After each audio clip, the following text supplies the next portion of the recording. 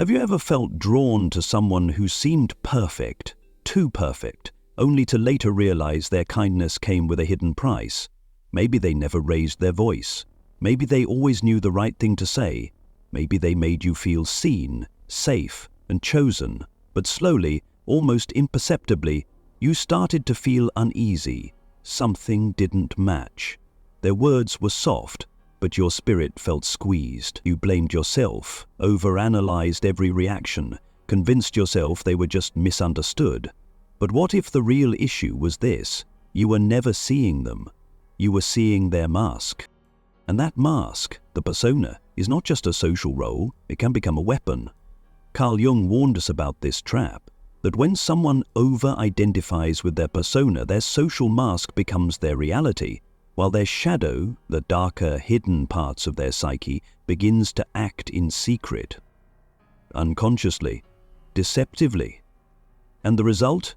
Emotional harm wrapped in charm, manipulation disguised as virtue, control presented as care.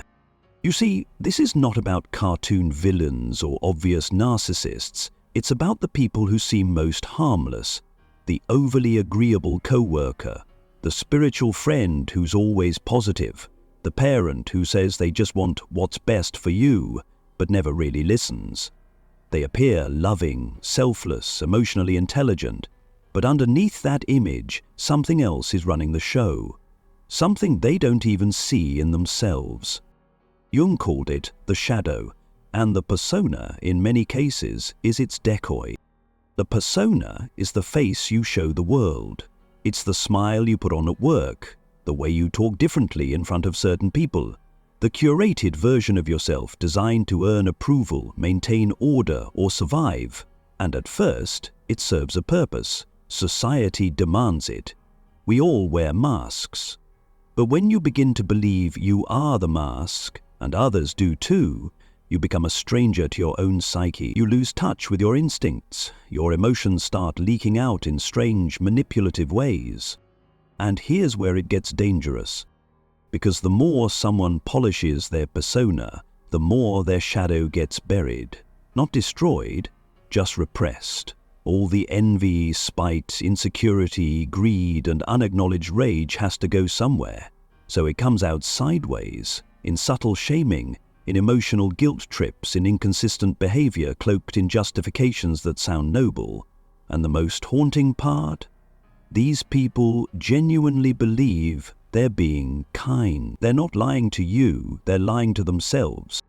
Let's make this real. Imagine a colleague named Sarah. She's always smiling, always helpful, volunteers for everything, compliments everyone. On the surface, she's a gem. But after a while, people around her begin to feel off, somehow exhausted, dismissed, judged. Sarah never confronts directly, but she makes passive-aggressive remarks masked as concern. She spreads information subtly, always under the guise of just wanting to help. When someone else succeeds, she withdraws emotionally, coldly. But if confronted, she's shocked. "I was just trying to be nice," she says. "You must be misinterpreting." And maybe you start to believe her. But this is the persona at work, and her shadow, her unintegrated need to control, to be superior, to be praised, is operating beneath her smile. She doesn't see it. That's the trap. Jung warned that the more unaware someone is of their shadow, the more manipulative their persona becomes. And we fall for it because the outer image looks safe. We're taught to trust kindness, eloquence, empathy. But empathy without self-awareness is dangerous. Charm without shadow integration is a tool of unconscious control. And make no mistake, it is unconscious. Many of the most manipulative people in your life don't know they're doing it. That's what makes it so insidious. It's not calculated malice, it's psychological blindness. And here's what hurts the most. You begin to doubt yourself, because on paper, they're good people, they help, they give, they love. But something in your gut keeps twisting. You feel drained around them, anxious, diminished, but you can't justify it logically, so you suppress it. You tell yourself you're being too sensitive, too critical, too unforgiving. And that's exactly how the persona traps you. It seduces your mind while silencing your intuition. But let's pause for a moment, because this isn't just about them. It's about you. Because chances are you've also worn a mask. Maybe you still do. Maybe you've had moments where your own shadow leaked out in sarcasm, in jealousy, in people-pleasing that turned into resentment. You see, this is a universal pattern. The danger isn't in having a persona. The danger is believing the mask is your truth. And when someone has buried their shadow so deeply they can no longer recognize it, that's when they become dangerous. Not because they're evil, but because they think they're righteous. That's why the most dangerous people aren't the ones who scream, they're the ones who smile while draining you. The ones who always seem composed while controlling your reality. The ones who make you question your gut, because they seem so nice. That's the persona trap, and once you see it, you can't unsee it. But the question now is, how do you recognize it in real time? What red flags should you never ignore? And how do you protect your energy when you realize the danger isn't coming from someone openly toxic, but from someone who looks just like a healer? We'll go deeper in the next section. One of the most subtle red flags you'll ever encounter is perfection. Not actual perfection, but the illusion of it. When someone seems too kind, too agreeable, too emotionally intelligent all the time, it should raise a quiet alarm inside you. Because true authenticity includes discomfort. It includes awkwardness, contradictions, even moments of failure. A person who never shows emotional cracks isn't more evolved. They're more rehearsed. They're managing your perception of them, whether they realize it or not. Jung would call this inflation of the persona. It's when the image someone projects becomes more important than who they really are. They begin to believe their own performance. And because it works, because people like them, praise them, follow them, they reinforce the mask even more. But behind that facade lies a deep instability, a fear of rejection, a disowned shadow that hasn't been acknowledged, let alone integrated. So how do you spot this in the real world? Start with incongruence. That feeling when what someone says doesn't quite match how they behave. Maybe they preach emotional safety, but they subtly shame you when you're vulnerable. Maybe they talk about boundaries, but make you feel guilty when you set one. Maybe they say they only want what's best, but they can't tolerate disagreement. These contradictions are not accidental. They're symptoms of a persona that's disconnected from the unconscious. You'll also notice a pattern of indirect control.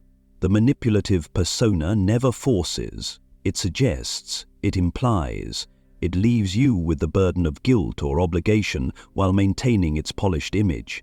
Think about the friend who selflessly does everything for you, but then quietly resents you if you don't match their effort.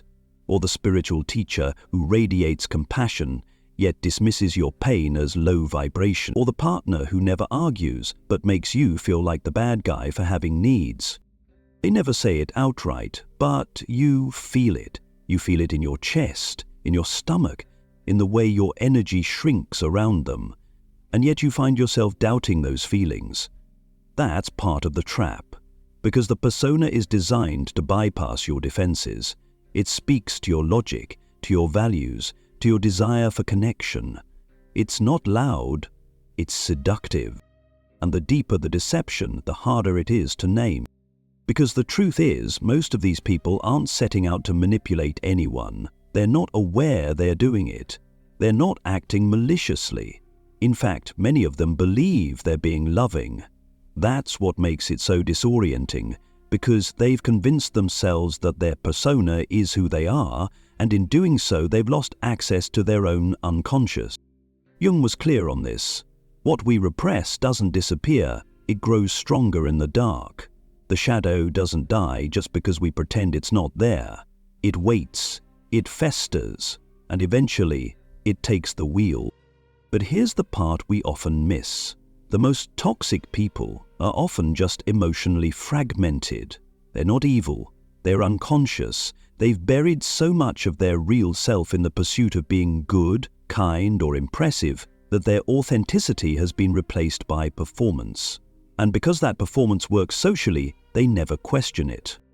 But here's what happens to you when you stay in relationships with people like this. You begin to second-guess your instincts. You override your emotions in favor of logic. You rationalize bad behavior because it's wrapped in good intentions. You start to mistrust yourself, not them. And this is where the damage becomes spiritual. Because when you consistently betray your gut for the sake of someone's persona, you start to disconnect from your own core.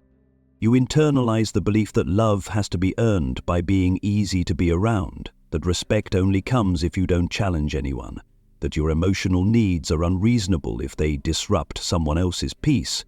You shrink, you stay silent, and eventually you become the one wearing a mask too. You match their false self with your own.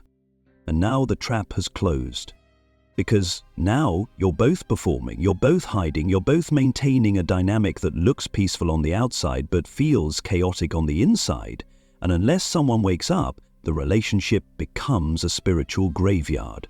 Quiet, civil, and completely devoid of truth. That's the hidden cost of the persona trap. Not just manipulation, not just gaslighting, but spiritual erosion. The slow death of authenticity for both people involved. So, how do you free yourself from it? First, you have to see it, you have to name it.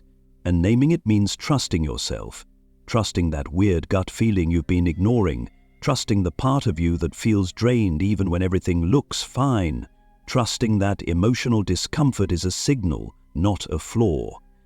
That's your inner wisdom speaking.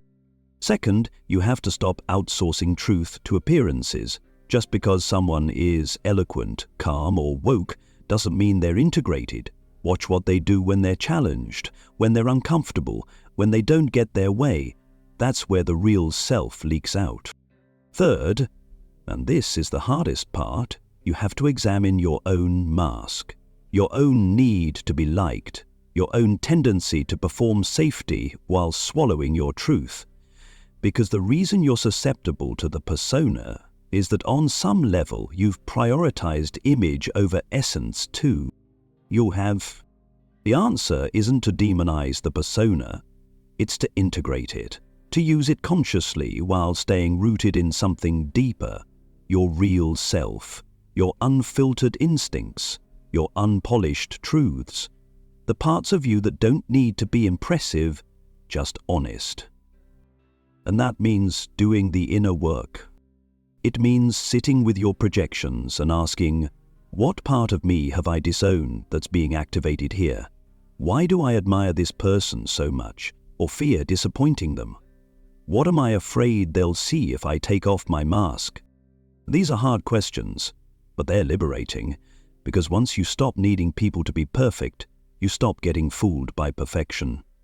Once you stop needing to be understood by everyone, you stop molding yourself to fit in. And once you stop idealizing personas, you start connecting with real human beings, messy, contradictory, and beautifully imperfect.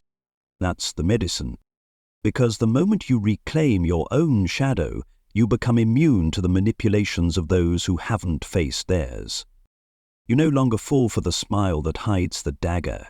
You feel it, you name it, you walk away, not because you're cold, but because you've learned to love yourself more than the image someone else sold you. That is the beginning of freedom. But freedom always comes with a price, and the price is clarity. Once you start seeing people clearly, beneath the persona, beyond the flattery, past the polished image, you can't go back. You can't unsee the manipulation. You can't pretend you didn't notice how they shifted blame, how their empathy vanished when you set a boundary, how their kindness had strings attached. That clarity changes you. It can make you lonely, it can make you angry, but most of all, it makes you sovereign. Because when you wake up from the dream of someone's persona, you begin to reclaim the parts of yourself that you gave away, the parts that stayed silent to avoid tension, the parts that said yes out of guilt, the parts that doubted your intuition every time they told you, I didn't mean it like that. You start to see how much of your suffering came not from the relationship itself, but from the role you played to keep the illusion alive. This is the work Jung called individuation. It's not about becoming someone new, it's about remembering who you were before the mask, before the world trained you to perform, before you believed you had to be likable to be safe. And when you begin that work, you stop needing others to wear masks too. You stop expecting people to be perfect. You start seeing projection for what it is, a mirror. You realize that the traits you most admire or resent in others are often reflections of your disowned self. You no longer get pulled into the drama of appearances. Instead, you start listening to what's underneath the surface, the tone that doesn't match the words, the discomfort you feel around someone who's always fine, the way your energy contracts when you're in their presence. You begin to pay attention, not to what they say, but to how you feel when you're with them. And here's where your power grows. Because the more attuned you become to your inner signals, the less you rely on social cues to determine truth. You stop giving your power away to charm, charisma, or credentials. You stop outsourcing your discernment to titles like therapist, coach, spiritual guide, or even family. You recognize that emotional manipulation can come from anyone, especially those who appear most evolved. And you begin to understand a terrifying but liberating truth. Some people weaponize goodness. Not deliberately, not with malicious intent, but with unexamined wounds, with unacknowledged ego, with a desperate need to be seen a certain way. They curate a persona so thoroughly that any challenge to it feels like an attack, and so they respond, not with curiosity, but with control. Not with openness, but with dismissal, guilt, or subtle punishment. This is how good people hurt others, without ever raising their voice, without ever meaning to, and until they confront their shadow, they'll keep doing it. So what do you do when you realize someone in your life is stuck in their persona? You stop arguing with the mask. You stop trying to get them to admit what they are hiding, not because it's hopeless, but because that fight will drain your soul. You can't force someone to do their inner work. You can only choose whether or not to keep participating in the performance. And choosing not to participate is not cruelty. Sometimes the most powerful thing you can do is withdraw your energy. To stop feeding the illusion, to stop rewarding the performance, to stop hoping they'll wake up just because you stayed loyal. They might not. That's not your responsibility.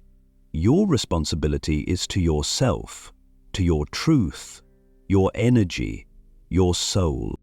And that means making peace with discomfort. Because walking away from the mask might trigger guilt. You'll be called ungrateful, too sensitive, dramatic, even cruel. But those labels don't define you. They're defense mechanisms. They're what people use when you no longer agree to be controlled. And here's where your shadow becomes your ally. Because part of reclaiming your power is being okay with being misunderstood. Being okay with not being the nice one. Being okay with people thinking you're cold, selfish, or unforgiving.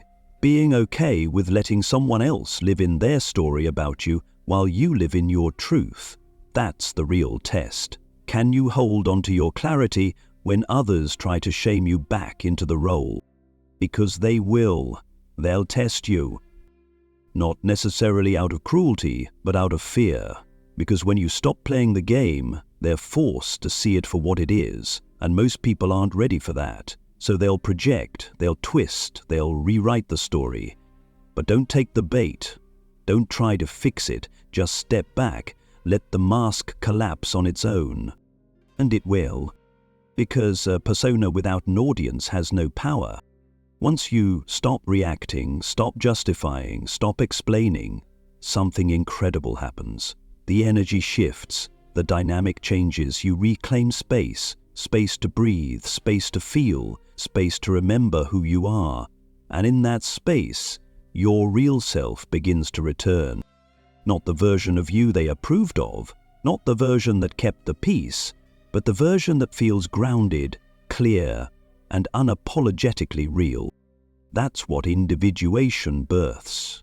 And once you taste it, there's no going back.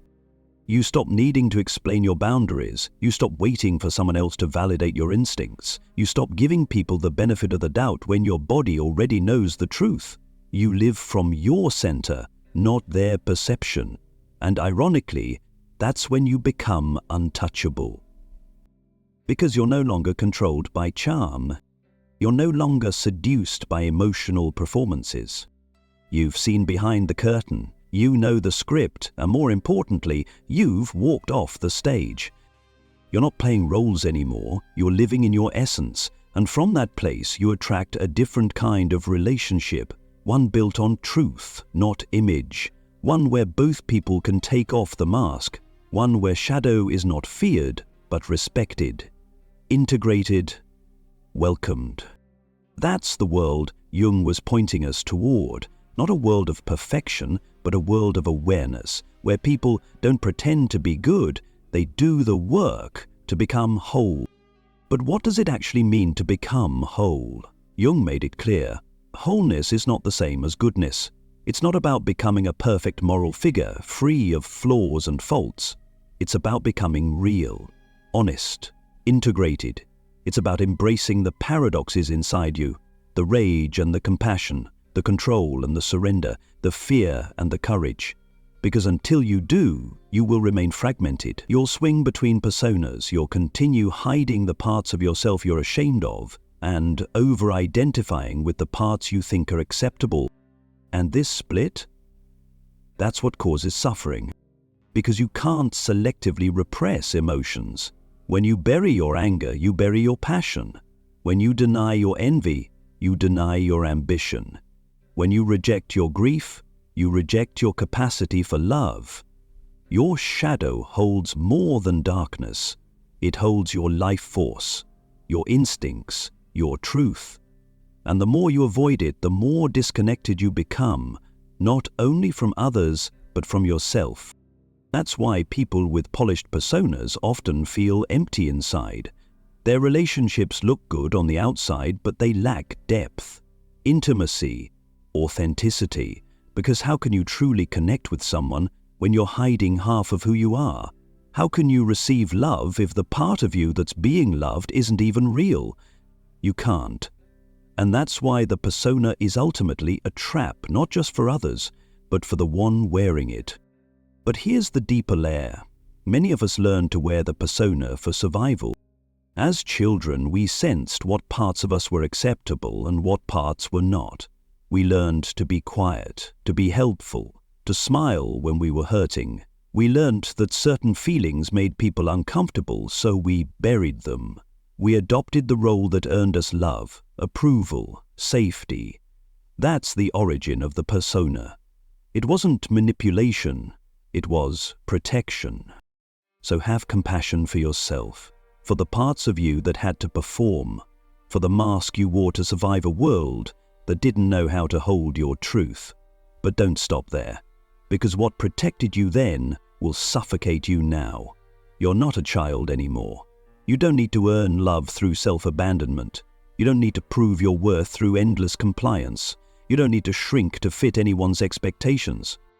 And if someone only loves the mask, let them go.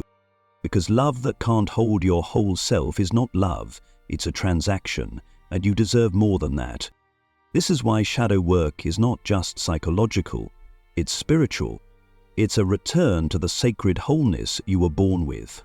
It's the act of reclaiming everything that got exiled inside you. And when you do that, something shifts. You stop being afraid of your own intensity. You stop needing to fix how others see you. You stop performing softness for the sake of being liked. Instead, you learn to stand in your truth.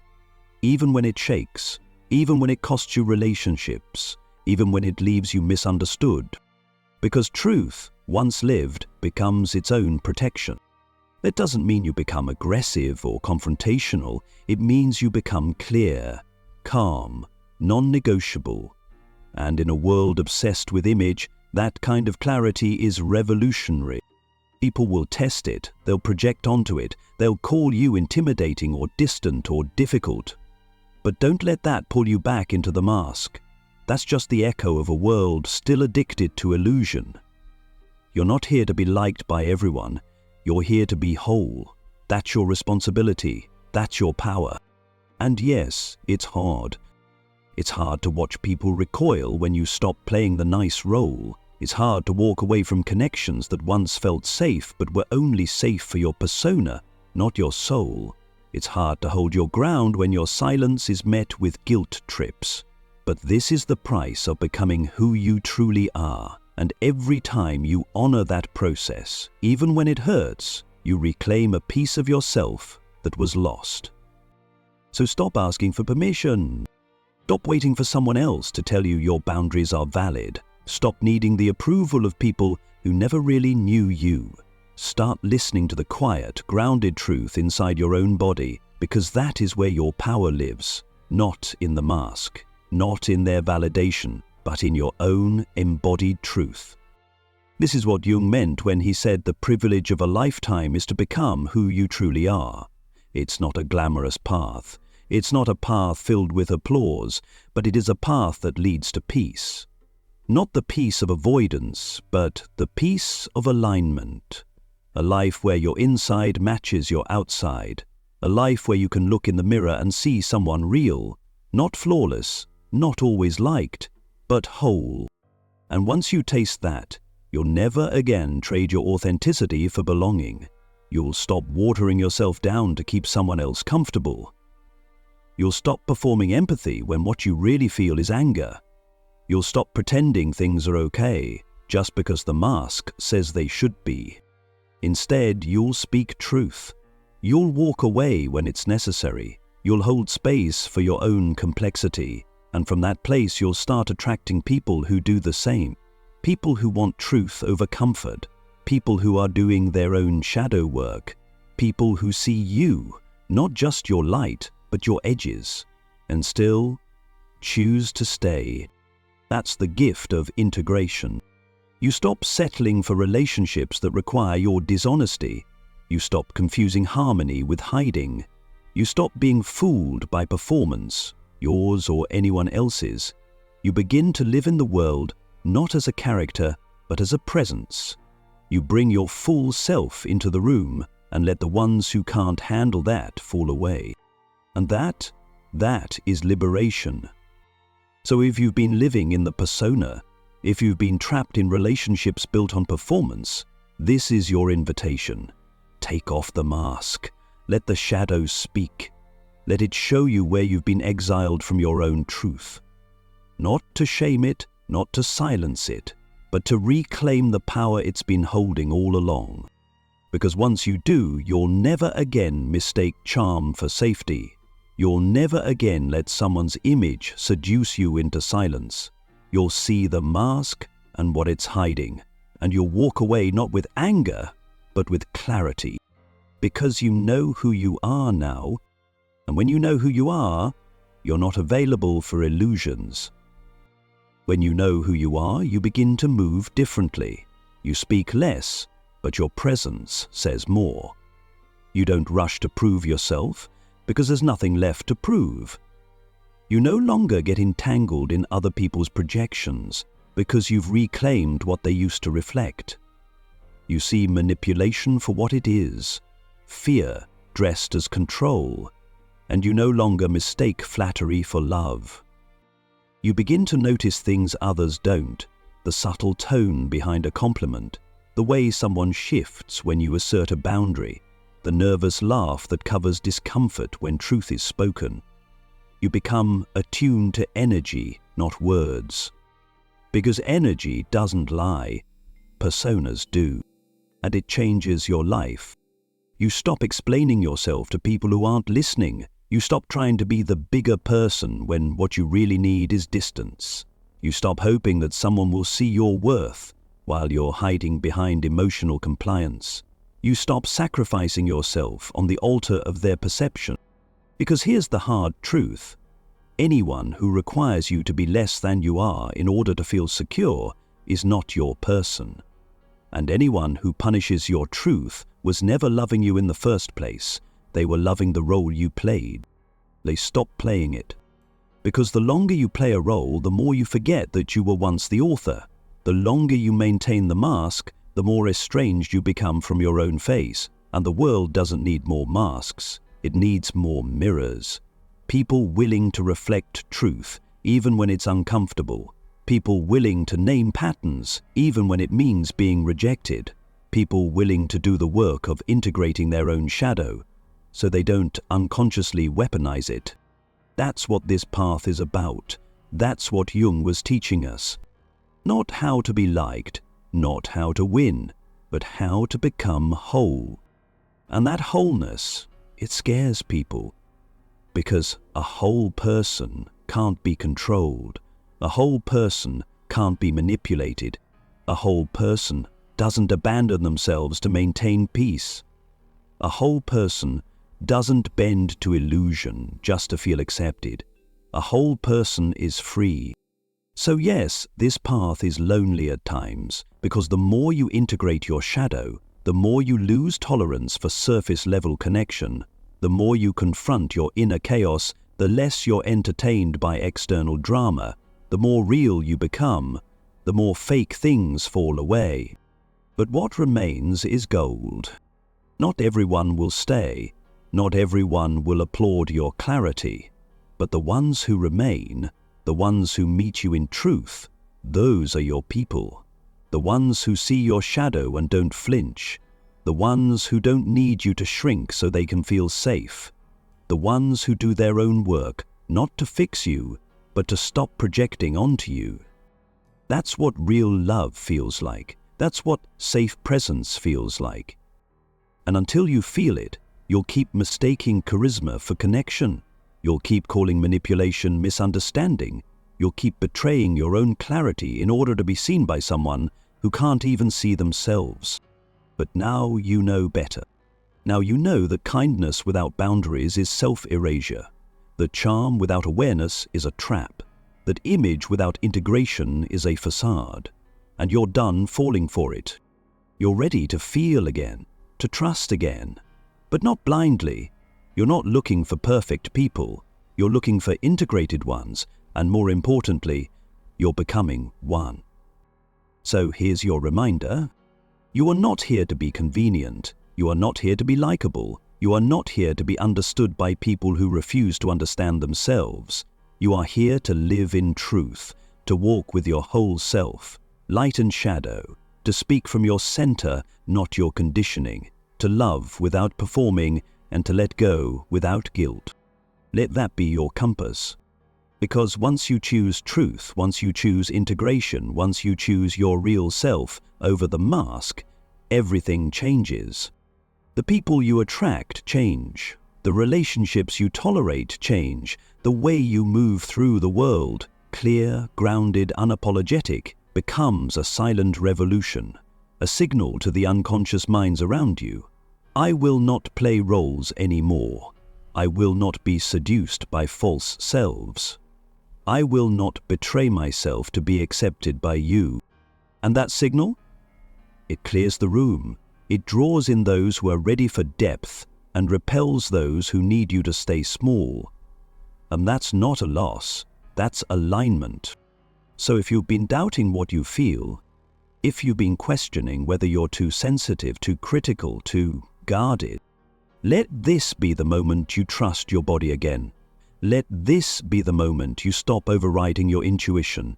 Let this be the moment you reclaim the power you once gave to someone's persona.